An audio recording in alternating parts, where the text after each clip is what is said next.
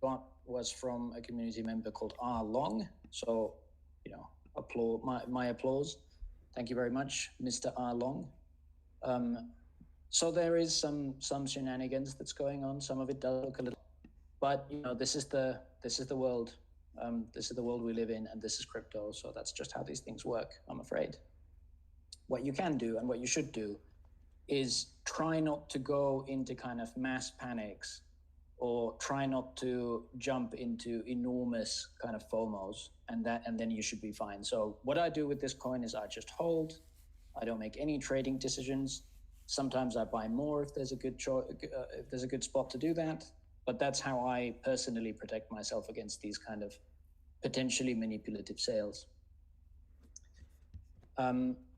So thanks for that, and you are more than welcome to send me more of these things. I'll be happy to take a look when I have the time. There was a little bit of I discerned a little bit of a backlash perhaps from something I said in a kind of offhand way last time. I said something about institutions potentially already being here.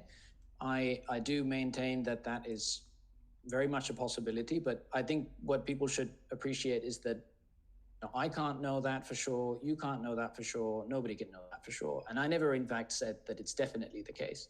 So let's be clear on what the claims are, and then I think most of the problems, most of the kind of DMs I got on this subject will probably kind of answer themselves.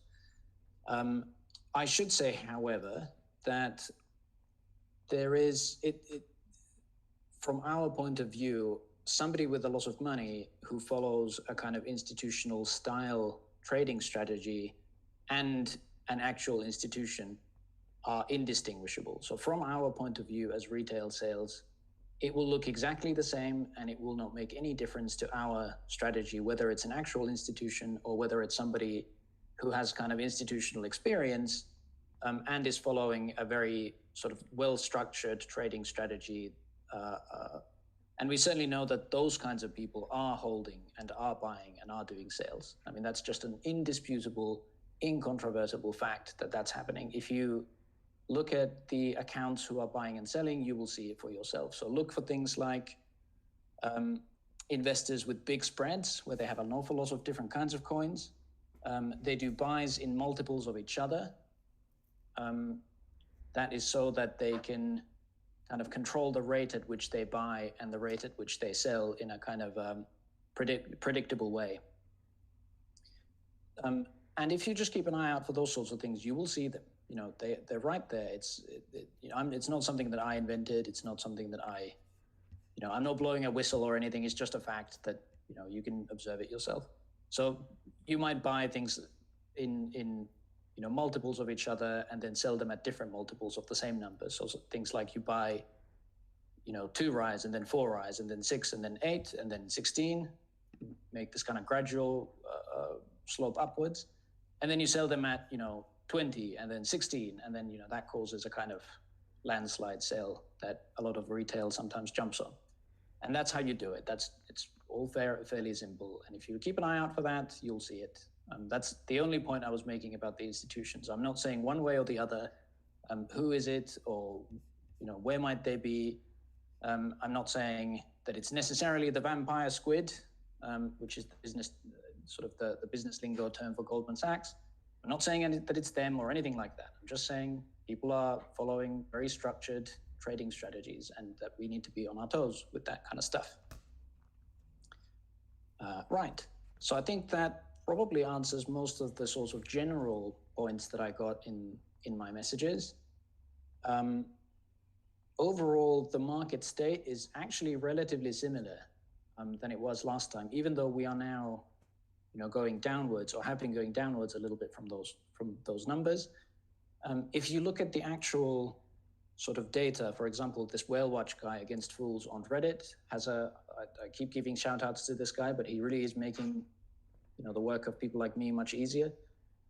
If you go over to that Reddit post, and you'll see exactly how the whale buys are kind of structured, and who sold and this sort of thing, you'll see that the holder base is actually really solid.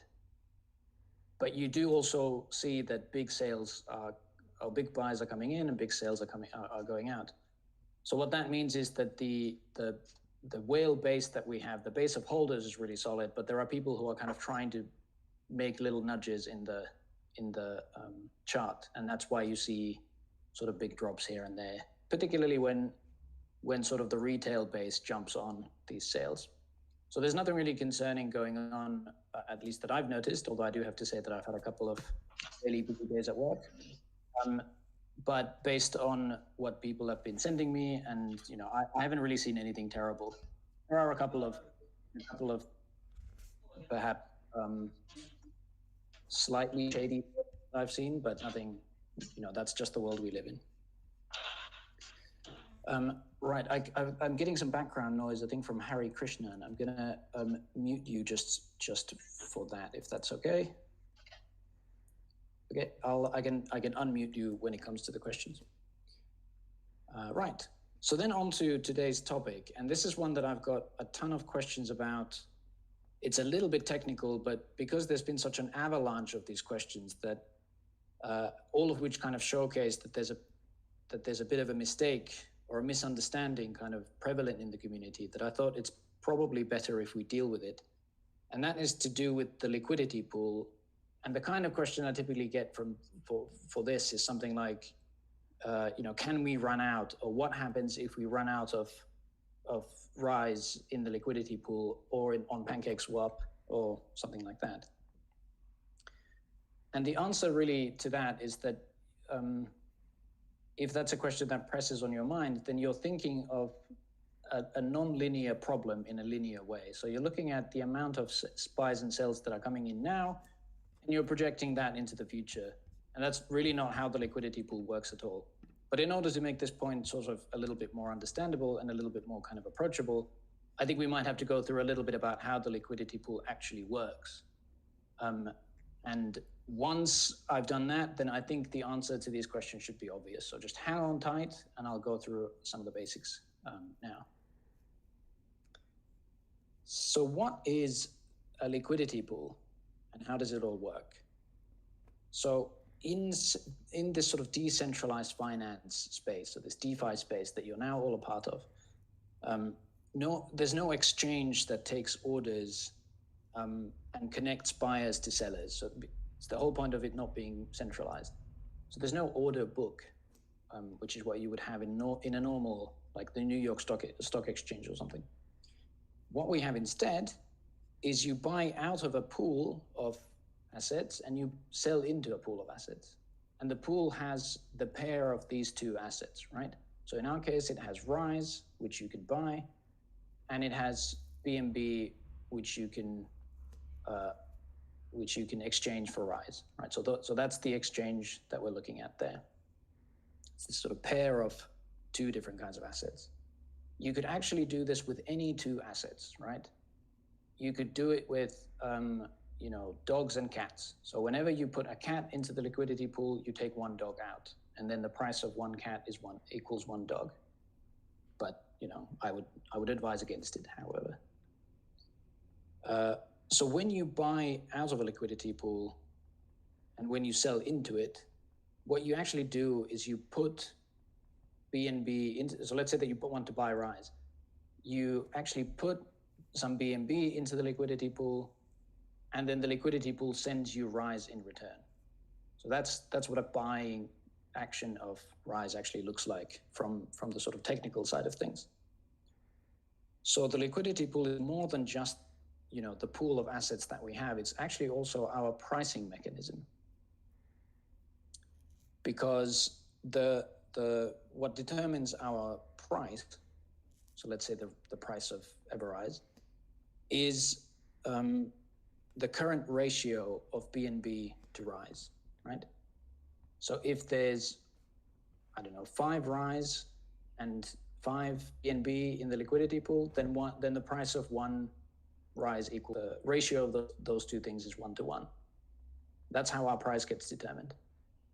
If you change that ratio, then you change the price. And this is really the thing that answers the question that people have been sending me an awful lot. So when you buy Rise, you send BNB into the liquidity pool and it sends you back Rise.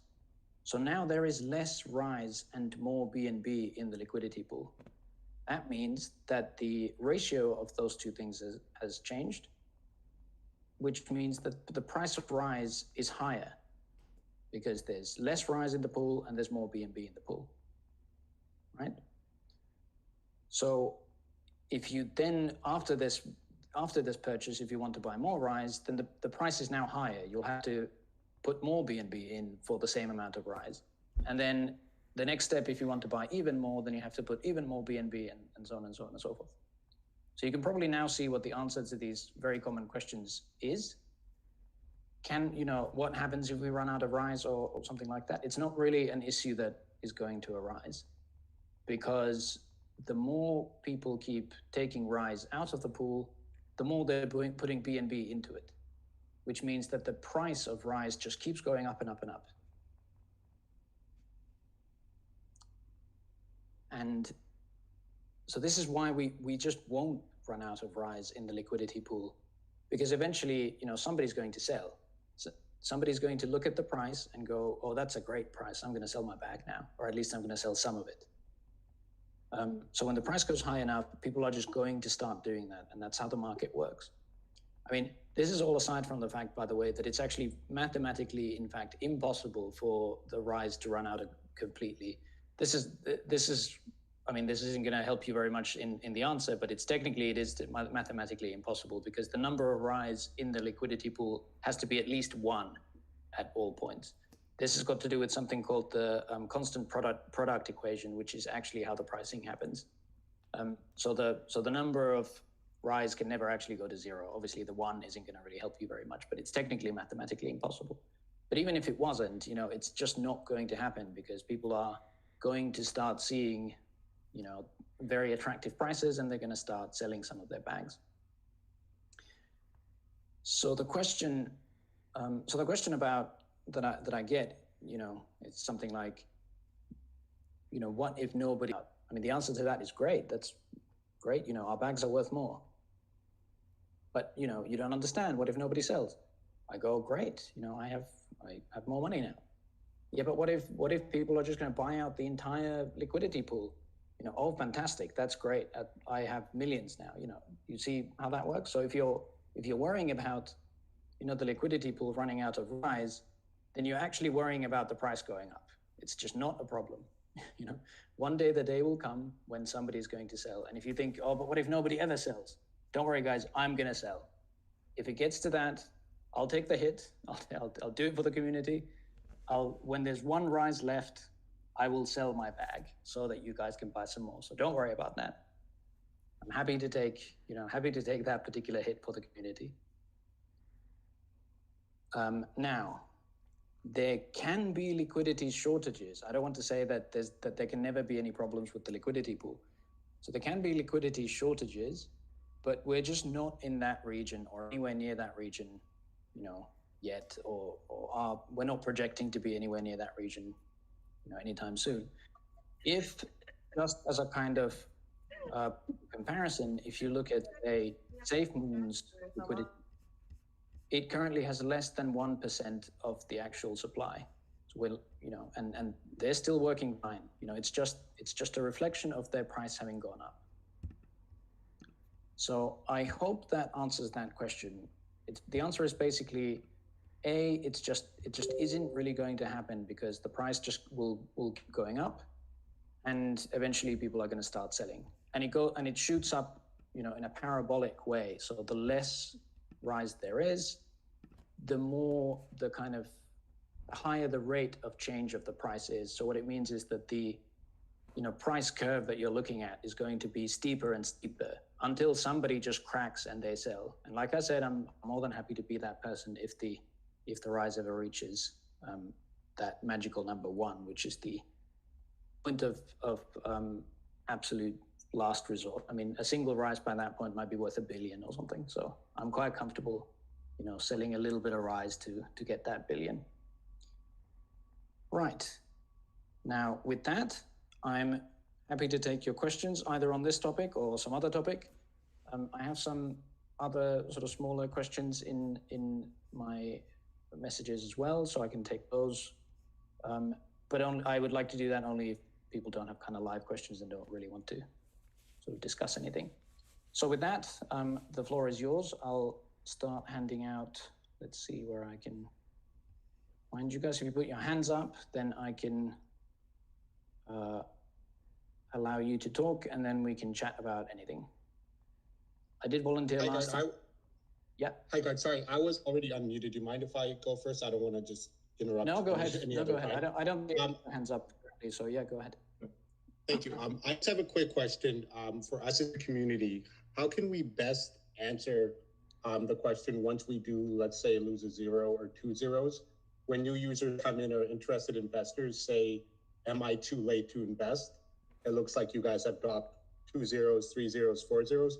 What's the best way of answering that question other than saying, this is a great opportunity? What's the best kind of educated way would you answer that question? Well, it depends an awful lot on your audience. Some people really respond to the kind of stuff that I would have to say, but I do know that a lot of people don't. So if I start mumbling on about, liquidity pools or whatever, then, somebody might not respond. I mean, what I would say, and you'll have to take this with a grain of salt, because it depends on obviously how many zeros have gone and, situations and so on. No, it's, I'm invested in this very long term, but I'm not saying that this will always forever be at every point in the chart, that this will necessarily be, infinite growth opportunities or something like that, because that's also a mathematical impossibility. But what I would say is something like, if you remember that guy who came in last time, he had a kind of, I forget his name now, but he had a really, really brilliant question that made me choke in my tea, about the whether Rise or EverRise, the kind of architecture of the token, might make a kind of systemic change in crypto. And like I said, I choked into my tea when he asked that, because that's exactly what I've been thinking. And I think it's absolutely possible. There's we're a long way away from that now, and maybe it never happens, but this is a token that actually could do that.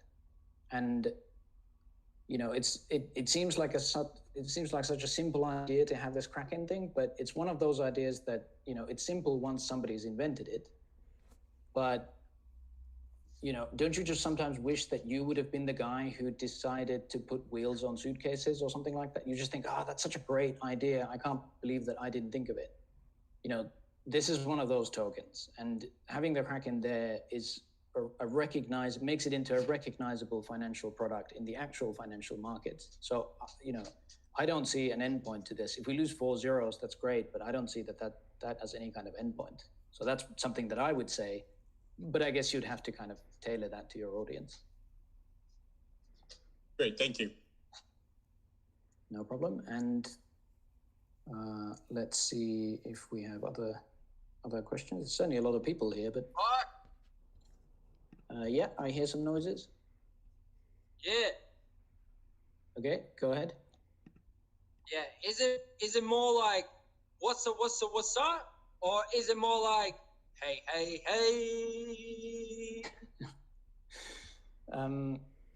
Well, you might sort of have gathered from various little hints in here and there, say voice or accent or things like that, or the kinds of things I say, that I'm not in an altogether au fait with quite all of the lingo. But of those two, I would probably say perhaps the latter. Cheers, man. That's all I wanted to know. You're a good guy. Thanks for your info. Cheers, boss. No problem. Hi, God. I'm also already unmuted. Yep. So I cannot raise my hands up, but I really would like to know what are the future problems of a token just started. Is there any future problems or things that we have to, be prepared for, besides copycats and how do you say that, whales dumping or something like that? Do you think that we will have eventually problems on the road, bumpy roads, Yeah, I mean, I think I don't want to, obviously, I don't want you guys to, I don't want this to basically lead to some kind of silly sell-off or anything like that. But there's obviously problems. There's always problems with life is just a collection of problems, one after the other. The sorts of things that I would sort of foresee. I don't know if I want to go in too deep into these, but I mean, I've been keeping an eye, for example, on a couple of things. Particularly early on in this coin, I was looking at things like, whether somebody might be testing the liquidity pool.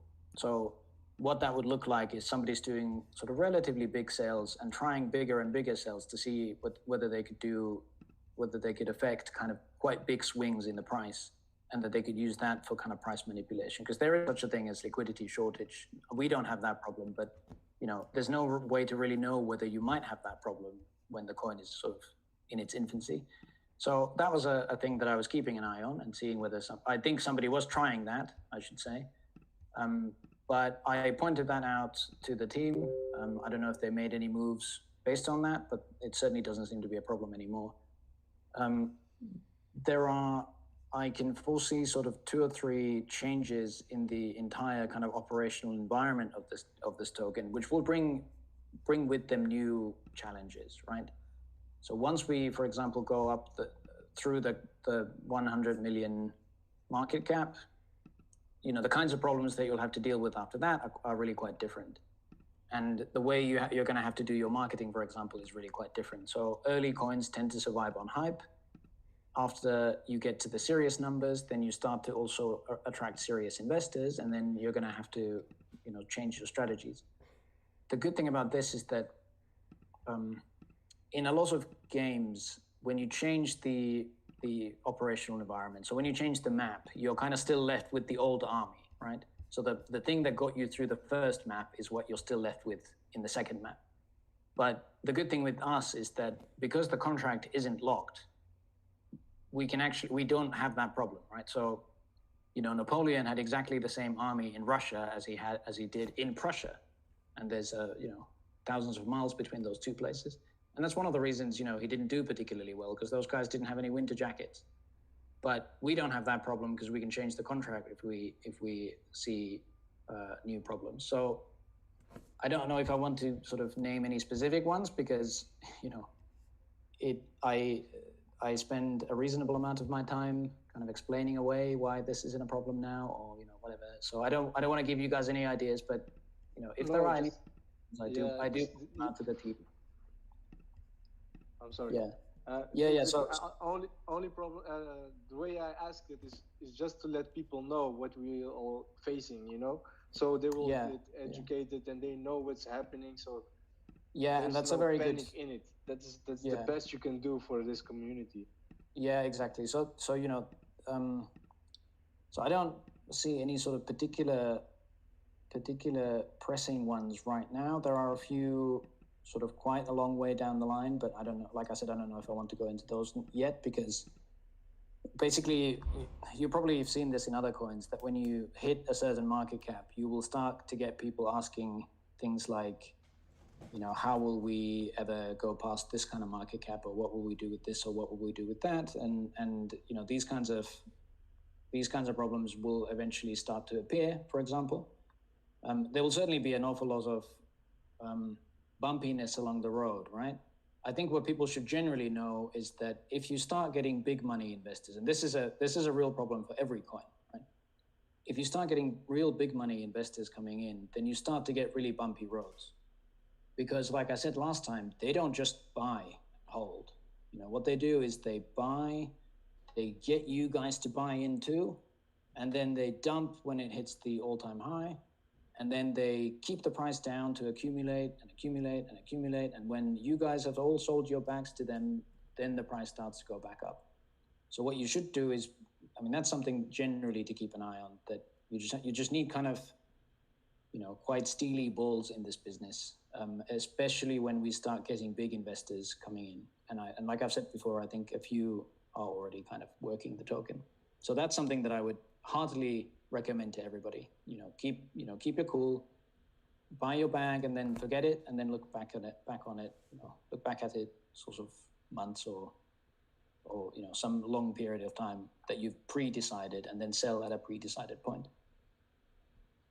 So, Gordon, last question. It's almost the same. With this Kraken, when BNB start dropping or Bitcoin start dropping, what should we face then?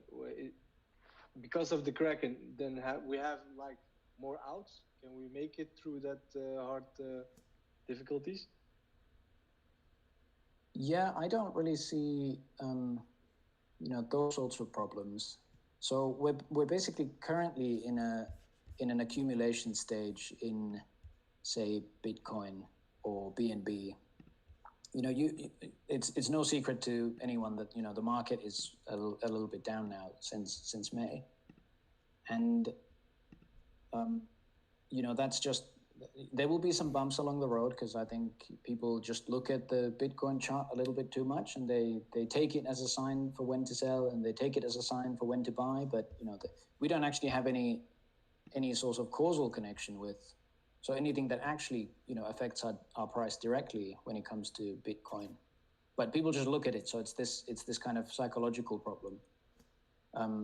So my advice on that is, any crypto is only as valuable as its base of holders, decides it to be. So there will be a point where the holders just decide, okay, I'm not selling, no matter what. I'm not selling at this price. That's the price that we then hit. That's the kind of our fundamental price, and that's when that's where the accumulation phase stops. I'm not convinced that the Bitcoin accumulation phase is over. I mean, that the last bottom really was the very, very bottom. I think if I was trading it with a ton of money, then I would probably try to push it down a little bit more based on the signs I saw last time. But, there's no way of knowing. So I wouldn't worry too much about Bitcoin going down or the market generally going down. It's already kind of depressed. It's not to say that it doesn't have ways to go yet, but it's not like that money is literally coming out of our bags. It's really just a problem if you go into a selling frenzy. So what I would say to people is just hold on tight and try not to worry about it. Okay, but that was a long set of answers. So let's then hear from somebody else. Let's see if we have any hands up. Okay, we see Jedi Master has his hand up. Let's hear from Jedi Master. You'll need to unmute, and then you have the floor. Hi, Guard. Just want to start by saying thank you for doing this. You're doing a great job. And I have a couple questions. Can you hear me okay? Yeah, sorry. No, I was just thanking you for your kind words. I was the reason I was a little late on the coming in stage there is because I was having not a problem. So I've got a couple questions. The first one's kind of a basic question. I think I know the answer, but on the PancakeSwap wallet and the marketing wallet, do they receive reflections for their Rise holdings? So the marketing wallet does not actually hold any Rise. The marketing wallet only gets BNB through. Okay. It just comes through. So the Kraken gets taxes the Rise, and it then liquidates it for BNB, and then sends a little bit of that BNB to the marketing wallet, and that's how that works. Okay, I didn't realize the marketing wallet was in BNB. I thought it was in Rise. What about the PancakeSwap? Because that holds Rise.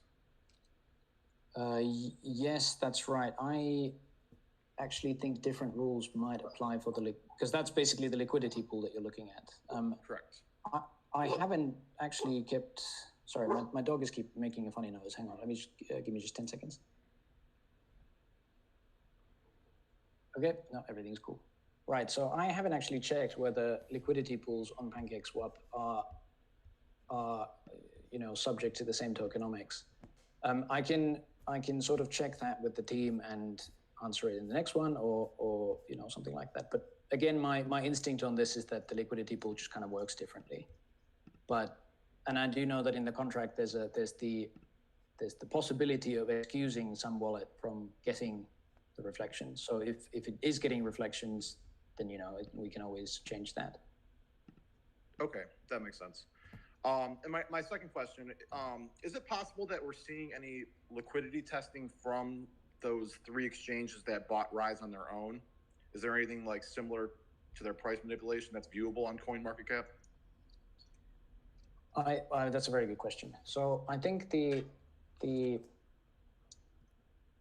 obviously are kind of by definition institutions, and they have relatively large holdings. The way they do their trading, you might already know, is they don't trade, Rise directly with the buyer base, but they trade in this like basically a derivative of Rise. So they sell people promises to sell them Rise later in the future, or promises to buy their Rise later in the future, and then they just do clearing at the end of specified periods. So let's say once an hour or once a day or something, where they work out what the difference between the buying promises and the selling promises is, and then they just buy or sell the difference from our liquidity pool.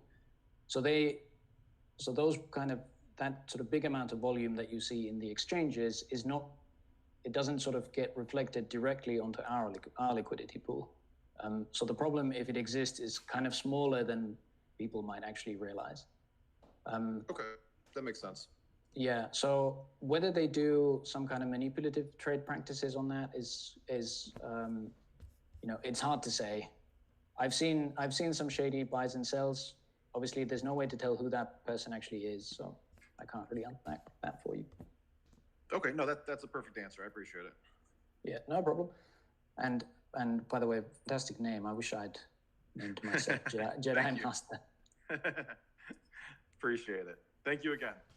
No problem.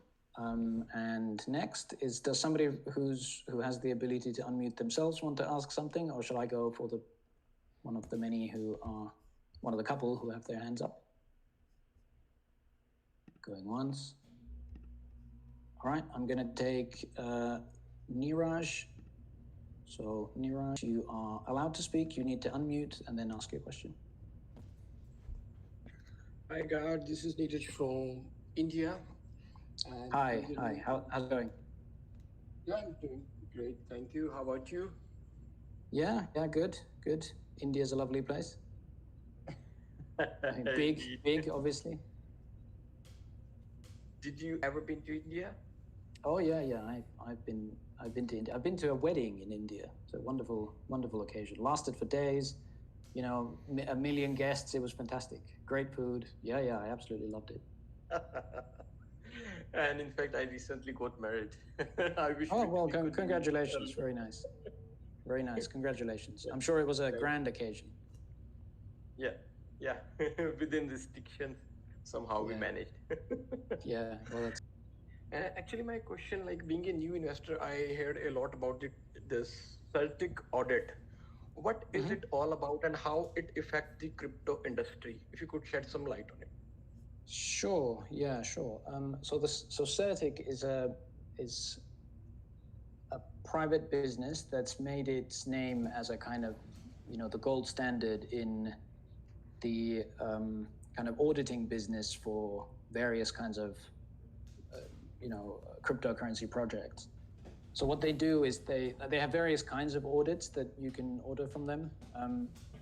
But what they basically do is they go through the contract, they analyze the coding of it, and they also work out things like, how do people feel about it? What's the kind of level of investor sentiment? Let's say through, whether people are commenting on it positively or negatively, or whether people out there in the, Reddit or Twitter or something are calling it a rug pull or something. So they also take those sorts of things into account. And then they kind of give a score based mostly on the contract, mostly on the coding, mostly on whether there are kind of obvious vulnerabilities that could be, that are basically warning signs for fraud. So basically, if you ever want to prove to people that you're not interested in fraud, you hire these guys out. This is how they kind of made their name.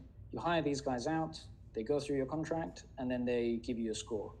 And that's what the team with the EverRise team has done.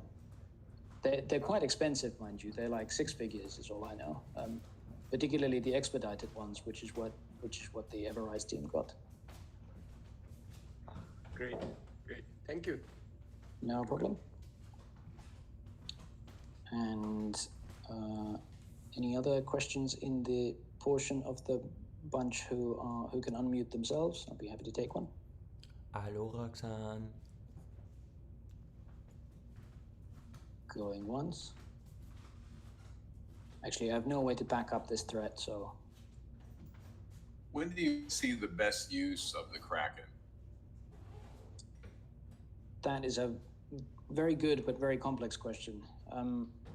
It really depends an awful lot on the circumstances. So if everybody heard that, I'll just repeat it quickly. It's when's the best time to use the Kraken?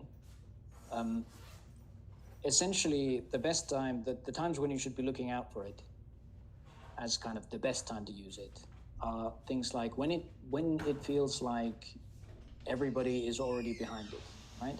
So if you start to feel like, wow, today is a fantastic day for Everrise, then that's probably, for whatever reason, let's say that there's been a new CERTIC report that's very positive, or, Titan adopted a Shiba Inu, or, something great's happened and you feel like, today this thing is going to fly. If you feel like that, the likelihood is that a bunch of other people also feel like that. And that is the kind of the kind of environment in which it's, always safe and advisable to use the Kraken. So if there's then some kind of dump that is trying to kind of destroy that that investor sentiment, that nice buzzing feeling where you feel like today it's going to fly, today's the day. If there's some kind of dump there, then I would bet money on the Kraken being used at that point.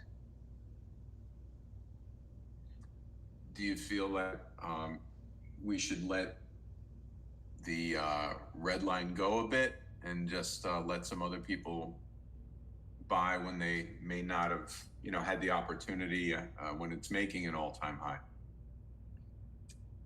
I'm not entirely sure if I understood the question, but basically you do need to let the market do its thing a little bit, because you don't want to build kind of too much selling pressure into the market, right? So if you keep pushing the price up with nothing but the Kraken, people might FOMO in for a little bit, but it creates this immense building up of selling, and it will, not only bring down the price, but it'll drain the Kraken. And if that happens, then that's a really dangerous position. Then any old, big whale who just wants to crash the price now, they're just free to do it, right? Well, let's say you see support level. Should we let it go to that support level and then use the Kraken, which then people can kind of follow along, or you would say that's a little too easy to predict, or? Well, like I said, it depends an awful lot on the circumstances, but what you're looking at when you look at a support level is basically the point at which investor sentiment changes, right? So as you're going along the sales, investor sentiment is obviously negative because people are selling. Their long-term thinking about the token might be different, but their short-term idea is that this is going to go down, and that's why they're selling. When you hit that support level, that's where they usually change their mind, right? Everybody, looks at the chart or whatever, and they go, okay, here's the support level. I shouldn't try to break through this myself. I should just see what's going to happen next. So that's where they stop their selling, and if there's a signal to buy, then they will very likely start buying. So it's not a bad place to use the Kraken, for example, but it obviously depends an awful lot on what's happened and what's caused the sell-off in the first place and this sort of thing. All right, thank you. No problemo. But very good questions. It is very complicated when you should use the Kraken. I think, that's probably, if I want to leave you with one point, it's that. And we've got a question from David Shepard. So, David, you are free to speak, unmute, and then ask your question. Hey, Gard, good to speak with you. I would just got a quick question. So, obviously, the buyback from Kraken is tends to be 0.1 BNB up to whatever they want to set it to, which is great. And then, obviously, previous bot attacks have always been a couple of cents set off, obviously, the Kraken to buy. which I'm sure we can get around. But I was just wondering if there was any way of setting the Kraken to a percentage. So currently the Kraken, so we've actually kind of, or the team rather, has already sort of dealt with that problem. So the buybacks aren't automatic anymore. So it's not triggered by a sell. It's all done manually now. So they decide, they've kind of changed the code. They now decide what level do we want it basically to get at, or how much BNB do we want to spend on this Kraken buy, and that's the level that's it at. And yeah. And it'll never go back to an automatic buy. I thought they sort of had it so that it was preset, so that you could set it to say 500 BNB, and it would just trigger that 500 BNB to each sale. But they've got it so that it'll just automatically buy it back in at that amount then. Yeah, that's right. So it'll buy with a certain interval, so it doesn't buy all the, let's say, 500 all at once, but it'll start kind of feeding a little bit, and until it gets to the point where it's spent 500, and then it stops. Perfect. All right. Good. Yeah. Thank you. So that was precisely for those sorts of problems that your question brought up. That when it's automatic, it's basically like yeah, or it's too easy for other people to control. If you see what I mean? Yeah.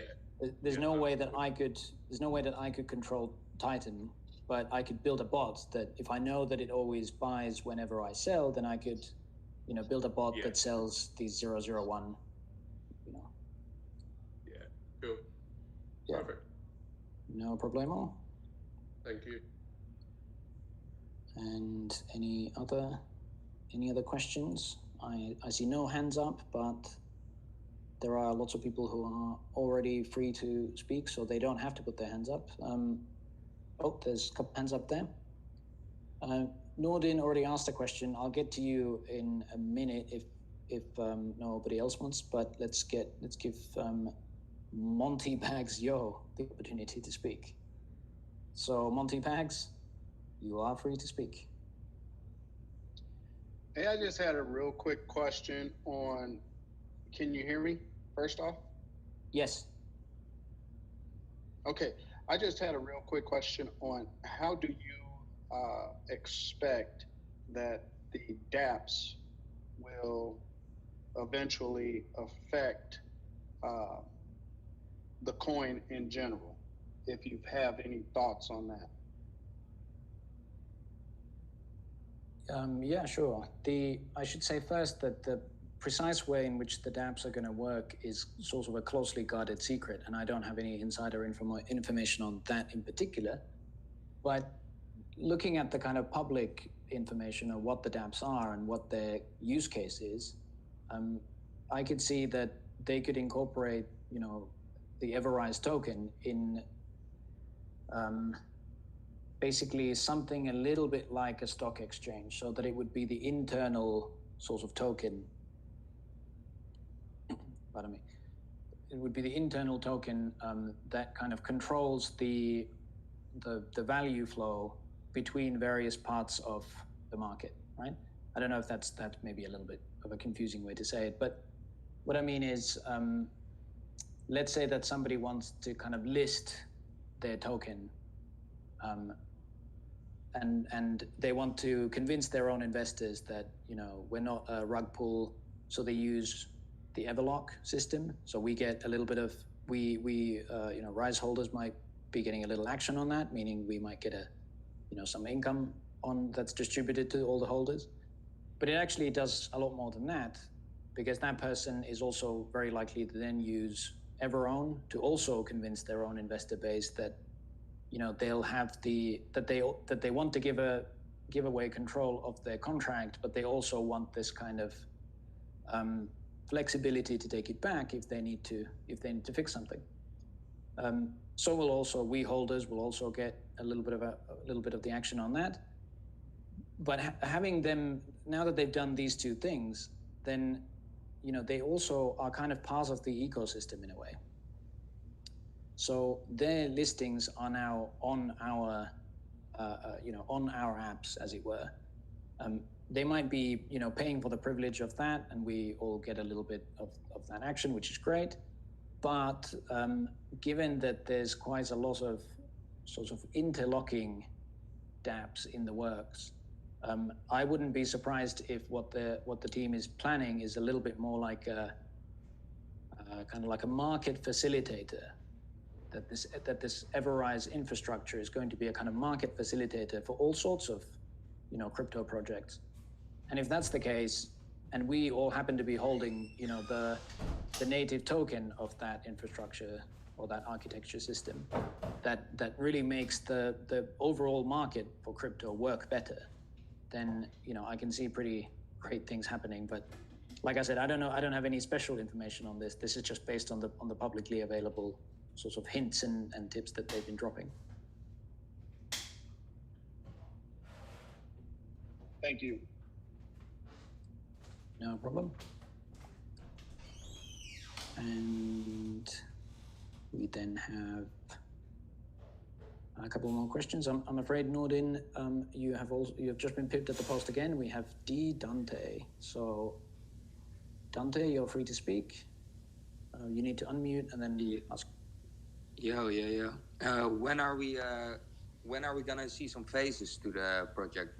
When are we gonna see the team with some names, with some LinkedIn things to boost the confidence of the project? Well, I don't really have any sort of insider information I can give you on that, but I would imagine that when the time is right, it could be very soon. We do know that there are big things in the works. I'm sure the team is just kind of waiting for the right time to do it. I like I said, I don't really have any sort of private information that I could kind of hand out to you guys to sort of satisfy. These are some of the same questions I wonder at night. Okay. Then let Norden speak then. Okay, thank you, man. Okay, yeah, no problem. Okay, so let's let Nordin speak now. We are joined again by Nordin from the Netherlands. Yeah, thanks a lot, Gard. Thanks a lot. I just raised my hand again because I thought there was nobody else had a question. But it's maybe a silly question, but when I look at the chart, you have like a couple of big buys coming in, and then you have like a smaller sales, and then the price impact when somebody sells is more, it differs a lot. Is there anything behind it?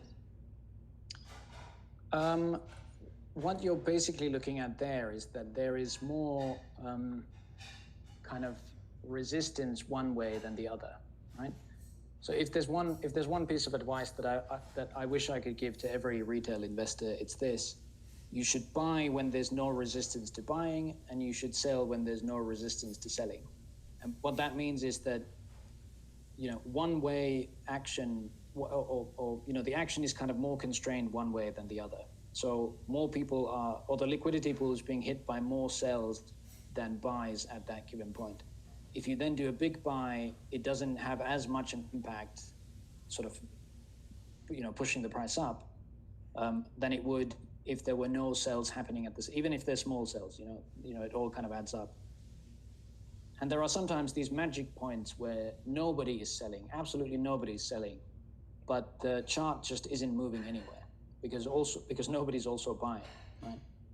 So, or very few people are buying. And in those moments, I hope, it is my dearest hope that people would realize that, this is the time to buy, because everybody's waiting for the market to decide which way the chart is going to go.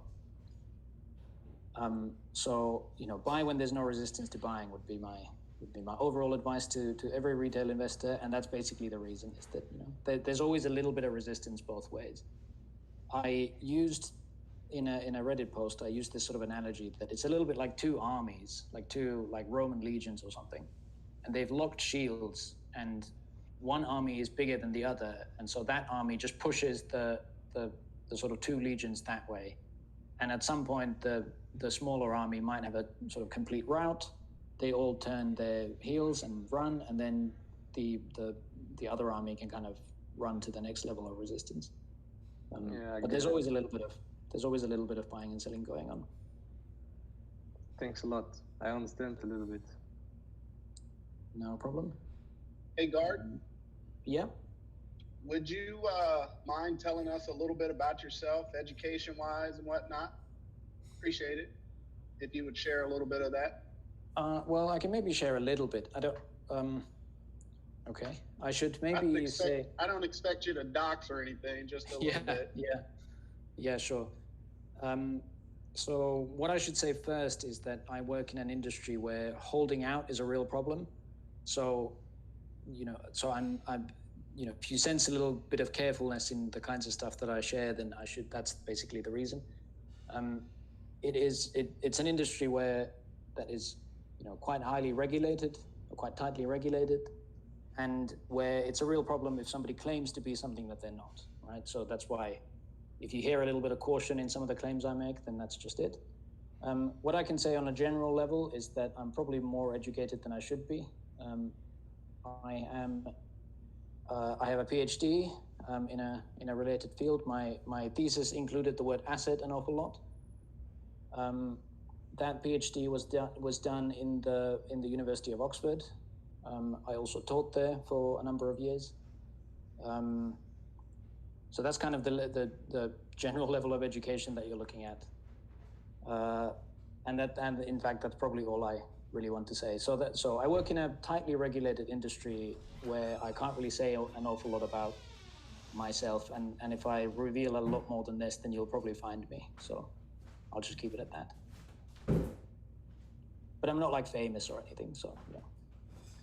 Yeah, you are. Thanks for sharing. Yeah, no problem. I see Reese jumped in with that comment. That's much appreciated.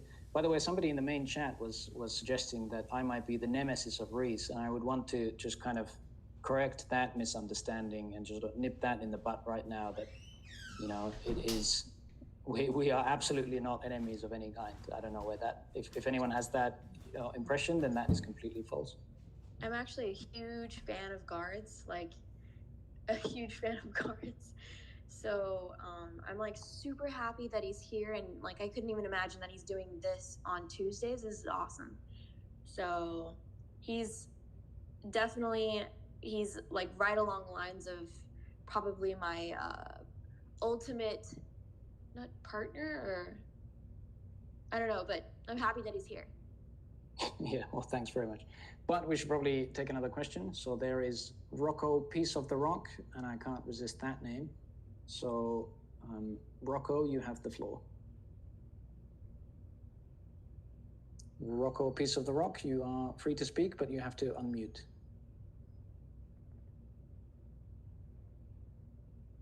No. I don't know if you're saying anything, Rocco, but I can't hear you, and I don't think anybody else can either.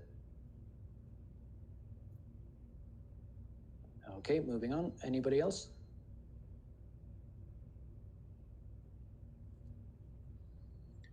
Yeah, hello, Dr. Gard. Thank you to be here.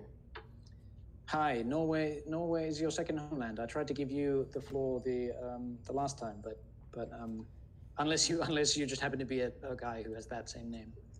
Thank you. But my question was answered that time. Okay, great. So I want to ask you about the Kraken. Actually, the BNB what held in the Kraken. Can we consider it somehow for the liquidity pool? Is it amount above the liquidity pool, or is it separated from the liquidity pool? Thank you. So I think I understood that question, but do stop me if I start speaking about something that doesn't relate to it.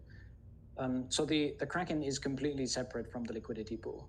A good way to think about it, in fact, is if you look at the liquidity pool and the amount of BNB that's there, the Kraken, I mean, I know the community has named it the Kraken, but what it actually is kind of like a reserve where you can put more BNB, that can pump more BNB into the liquidity pool. That's the actual function of it. It's a nice catchy name for it, is to call it the Kraken, but what it actually does is that. So it's a little bit like a second reserve of BNB for the liquidity pool.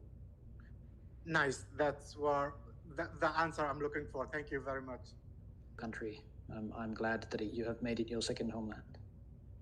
Thank you. It's amazing in Norway. Yeah. And we have D. I can't even say that, but your name ends with a £. I think you already asked a question earlier, but go ahead. Yeah, I was the one which one asked before about the. Is it more like what's up, or is it more like hey? Oh yes, yeah, that's right. Yeah. Do you have any similar question or something? Like, do you know who's ICD or not? Inner Circle Trader, because you really sound like him. The voice and all of that sounds really similar to him. I do not know who that person is, but if you DM me a YouTube video or something, I don't know. I have no idea what. Yeah, that's the Inner Circle Trader. You can find me find him on YouTube. Anyway, you are doing a great job. Cheers for answering me. Hello, Roxanne. Thanks very much. I'll get in touch with this other guy with my voice, and we can do like a voice off. Okay. Anybody else? We've now come to the end of the hour, so I obviously have no problem if nobody has any questions, but I can also take one more. Right. Yeah, Dr. God, I have a question. Yeah, I see everybody started calling me doctor now, but it's really not necessary. Okay, so now I was doing some research on all these clones, right? And I went to the Telegram group, and I chatted with the people there. And we do have a lot of new people in the crypto right now, and a lot of people on the clones. They didn't seem to care like how much the Kraken was holding. All they were like excited about was the total bond. You know what I mean? Like some of them, they had like 50% bond, and they had like 300 BNB on their Kraken, and that's what they were excited about, the bond. So when I was chatting with them, they were like, and I told them about the EverRise, and they were like, oh man, but you only have like 18 or 19% bond on EverRise, and so how can we get those people? They're like flocking to all the clones because they see a lot of bond there. How can we get those people over to the Rise? I mean, I wish I could. I've seen some of these copycat projects that are. I mean, I just wish there was something I could tell the holders, to just move their bags over, because, I mean, some of them are going to get very badly hurt, and I genuinely feel bad about it. But there's honestly very little that we can do about it. If people don't understand themselves what the utility of having a kind of safety net is in a market that is screaming for safety nets, right? The crypto market is crazy. From a traditional stock market point of view, it's absolutely nuts. If the stock market moves 2% a day, that's considered a huge change. If it moves 10%, people are going, the end is nigh, or on the other side, they'll be like, oh, this share is going to change everybody's life. The crypto market, you can have a 50% swing just, on a Tuesday, and, next Wednesday you have an 80% swing the other way, and it's crazy. So, the market is screaming for safety nets. And if they don't see the utility of having such a, beefed up safety net as Everrise does, then, I mean, I wish there was something I could say to convince those people, but it to me, it just looks like they really like losing money, or that they really at least want that risky, investment. They want that experience of they're like screaming for the experience to be rug pulled, basically. And I wish I could help them. But then it's not me that they're going to listen to. But we actually have Rocco, piece of rock here now. So would you like to have the last word? Yes, please. I was going to ask you, God, I thank you for allowing me to speak. If everything is executed right by the core team, by Titan, what heights do you see that this project can actually reach? And that'd be my question. Well, like I sort of hinted at earlier, there's basically, I can foresee at least sort of 4 really fundamental changes that this token is going to go through, market changes, I mean, that this token has the potential of going through. So I don't have any sort of number for how likely any of those changes are, but it's difficult to predict through all of them because they are a compound likelihood. I don't know, that's kind of a complex way of saying, but it's a very, very difficult very difficult to predict how that's going to happen. However, since this is the last question, we can have a little bit of fun with this. So let's assume that we go through kind of operational change of hitting the 100 million market cap and there's no sell-off and everything goes fine. We're kind of between the 100 million and 1 billion. And let's say that we solve all of those problems and we put in place all kinds of, investor confidence boosting things, and we make this into a mainstream investment. We hit the billion market cap. And let's say we solve all the problems following that, people that we can still entice new investors to come in, and we can still get, serious institutional money or something like that to come in, and that we expand the project and the dApps all roll out really beautifully and all the rest of it.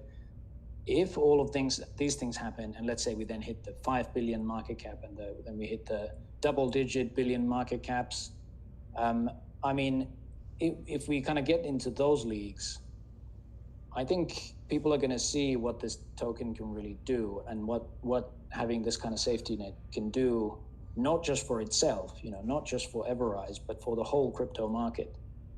And I think last time I made some outlandish statements about, whether you might fancy buying Essex or Buckinghamshire, or whether you might want your driveway paved with gold bars or silver bars or platinum bars or something like that. And I think those will be the sort of pressing questions in your mind, as long as you hold a big bag of rice at that point. So, but that's all just for fun, right? I don't mean to say that that's definitely going to happen. That's just, I can see a lot of challenges along the way, but if the team executes everything perfectly, then I think you're on for a very, very nice, retirement. Let's put it that way. Gord, can I ask one bonus question? Very quickly. I'm about to log off, but if it's very quick, then I'll. It is very quick. I just only want to know, did you ever call in like EverRise project before?